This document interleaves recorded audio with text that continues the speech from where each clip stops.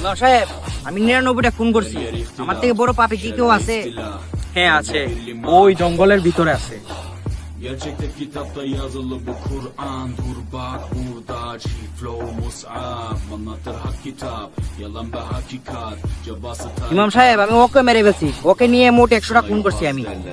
আরো কি কেউ আমার থেকে বড় পাপী আছে? হ্যাঁ আছে, চলো তোমাকে দেখিয়ে নিয়ে আসি। Müslümanız düşüncemiz hüsnü zandır. Bak istediğin güçle sal. ইমাম সাহেব, আমাকে কবরস্থানে কেন নিয়ে আসছে?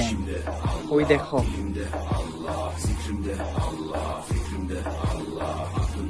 ইমাম সাহেব, ও কি এমন পাপ কাজ করছে যার কারণে আজকে ওর এই অবস্থা?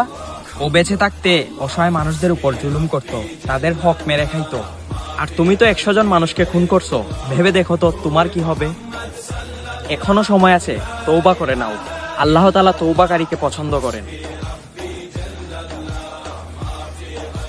তুমি যত বড় পাপ কাজই করো না কেন, তওবা করে আল্লাহ তাআলার রাস্তায় ফিরে আসো, কারণ আল্লাহ তাআলা তওবাকারীকে পছন্দ করেন।